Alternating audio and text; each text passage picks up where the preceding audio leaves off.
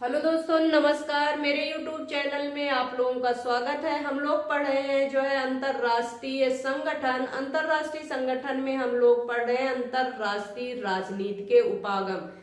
3 से 4 वीडियो जो हमारे आ चुके हैं, आप शायद देख चुके होंगे। अगर नहीं देखे हैं तो प्लीज जाके देखिएगा, आप लोगों के समझ में भी अच्छे तरीके से आएगा और जो है आप लोगों के लिए मोस्ट इम्पोर्टेंट पॉइंट्स भी है। अगर आपके सिलेबस में है, चाहे आप राजस्थान लेक्चरर का एग्जाम दे रहे होंगे, चाहे आप जो है पीजीटी अदर कोई एग्जाम आप अगर दे रहे हैं राजनीति विज्ञान से, या नेट का एग्जाम दे रहे होंगे, जेआरएफ का एग्जाम दे रहे होंगे, अगर आपके सिलेबस में जो है अंतरराष्ट्रीय राजनीति का उपागम है तो यह वीडियो आपके लिए है। चलिए आज देखते हैं हम लोगों को इस वीडियो में क्या मिलता है। पहला पॉइंट है, एक क्वेश्चन पूछा जाता है चिकन गेम प्रतिमान।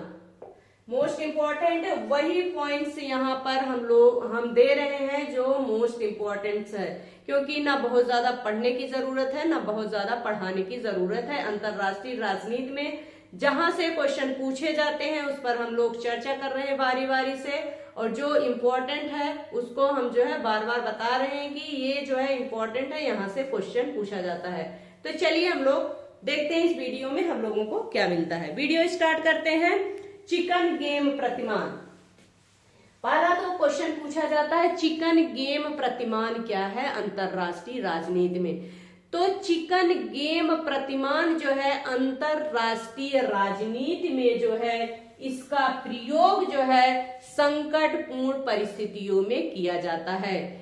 चिकन गेम प्रतिमान का प्रयोग जो है अंतरराष्ट्रीय राजनीति में संकटपूर्ण जो है परिस्थितियों में किया जाता है। क्या किया जाता है? संकटपूर्ण परिस्थितियों में किया जाता है। इसमें जो है खिलाड़ी का उद्देश्य क्या होता है?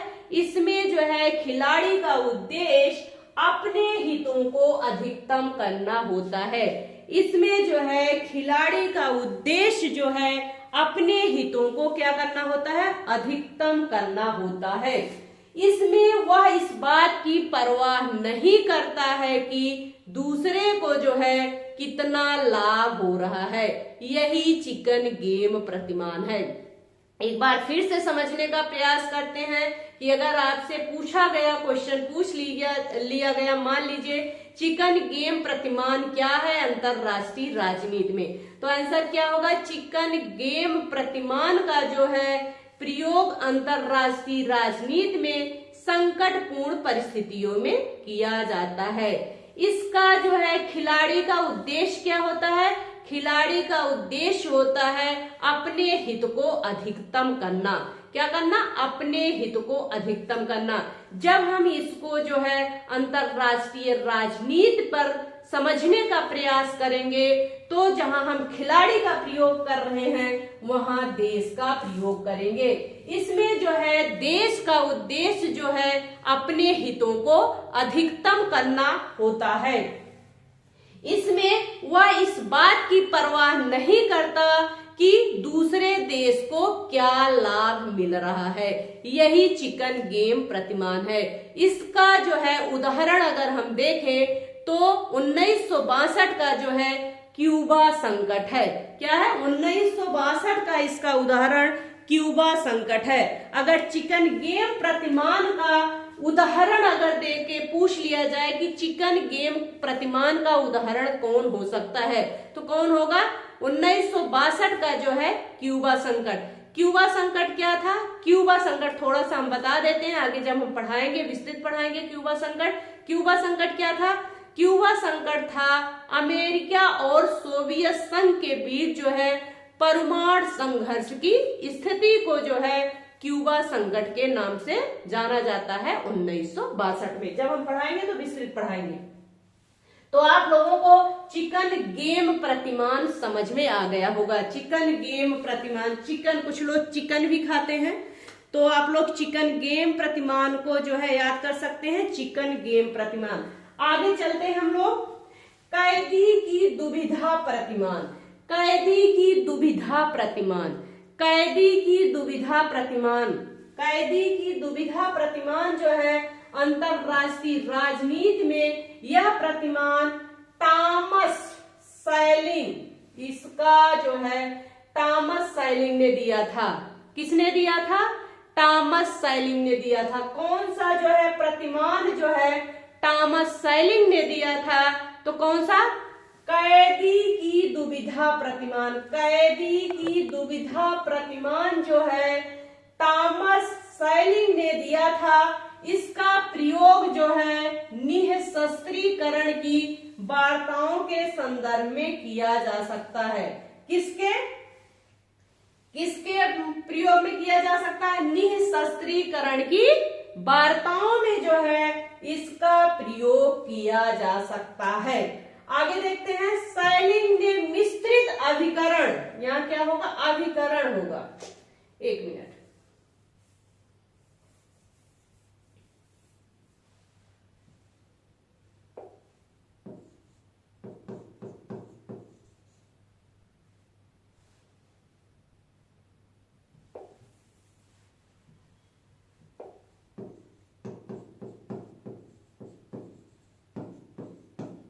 अभिकरण। सैलिंग ने मिश्रित अभिकरण के खेलों को सौदेबाजी की खेल की संज्ञा दी। अगर क्वेश्चन पूछा गया कि सैलिंग ने जो है किसको जो है खेलों को सौदेबाजी की संज्ञा दी है, किसने जो है खेलों को सौदेबाजी की संज्ञा दी है, तो किसको दी है? मिश्रित अभिकरण के खेलों को। मिश्रित अभिकरण के खेलों को जो है सैलिंग ने जो है सौदेबाजी की संज्ञा दी है। आप लोग यहां तक समझ गए होंगे। आगे बढ़ते हैं, निर्णय निर्माण सिद्धांत। निर्णय निर्माण सिद्धांत, निर्णय निर्माण सिद्धांत, निर्णय निर्माण सिद्धांत। क्वेश्चन पूछा जाता है कि निर्णय निर्माण सिद्धांत जो है, निर्णय निर्माण सिद्धांत जो है किसने दिया था? तो निर्णय निर्माण सिद्धांत किसने दिया था? रिचर्ड स्नाइडर वर्क तथा वर्टन शॉपिंग ने दिया था। किसने? Richard Snyder work, Richard Snyder work तथा वर्टन शॉपिंग ने दिया था। मोस्ट इंपॉर्टेंट यहां से यही पूछा जाता है, ज्यादा उलझने की जरूरत नहीं हम लोगों को। तो निर्णय निर्माण सिद्धांत किसने दिया था? रिचर्ड स्नाइडर वर्क तथा वर्टन शॉपिंग ने दिया था। आप लोग समझ गए होंगे। आगे बढ़ते हैं, संचार सिद्धांत। संचार सिद्धांत किसने दिया था? संचार सिद्धांत जो है अंतरराष्ट्रीय राजनीति में किसने दिया था? नॉरबर्ट वीनर। किसने दिया था? नॉरबर्ट वीनर ने दिया था। किसने दिया था? नॉरबर्ट वीनर ने दिया था।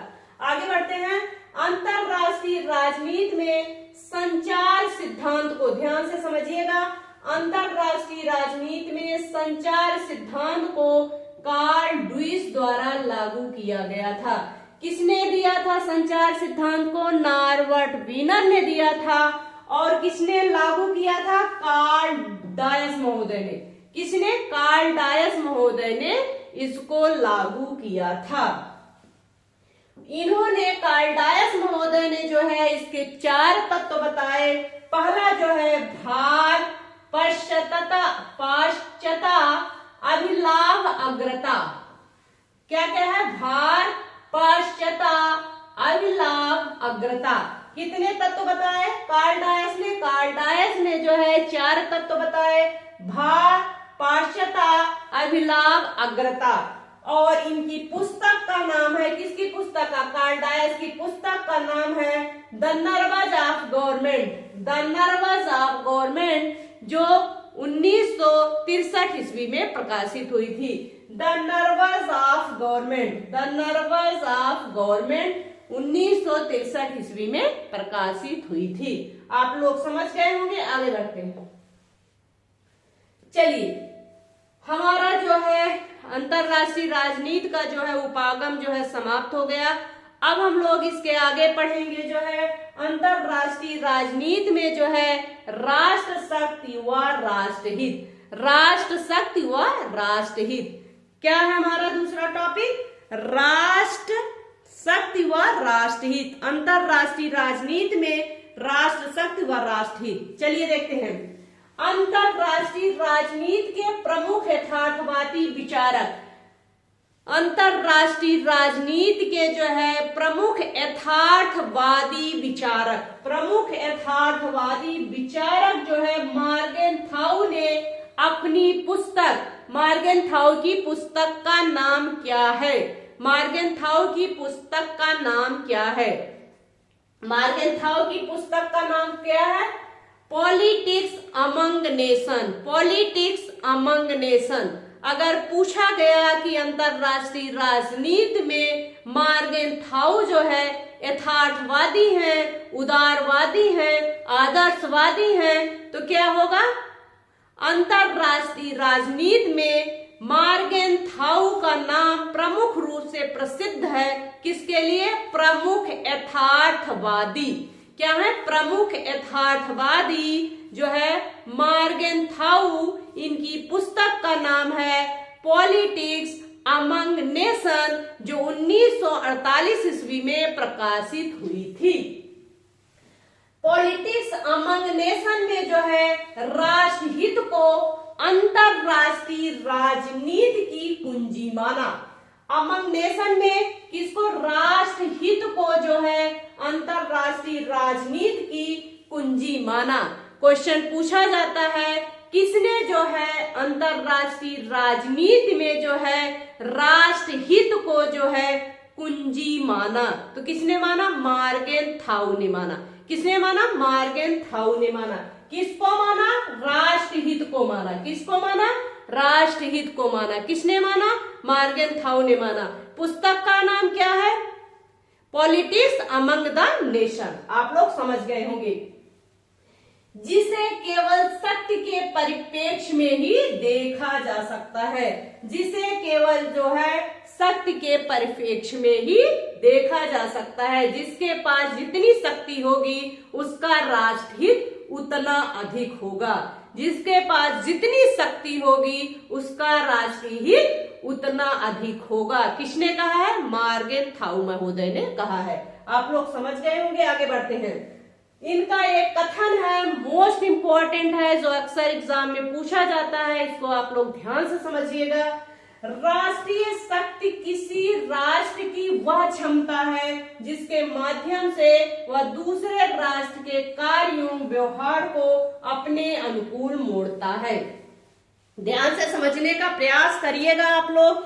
इनका कथन क्या है? राष्ट्रीय शक्ति किसी राष्ट्र की वह क्षमता है। राष्ट्रीय शक्ति किसी राष्ट्र की वह क्षमता है। राष्ट्रीय शक्ति किसी राष्ट्र की वह क्षमता है जिसके माध्यम से वह दूसरे राष्ट्र के कार्यों व्यवहार को अपनी तरफ मोड़ता है। कार्यों व्यवहार को अपने अनुकूल क्या करता है?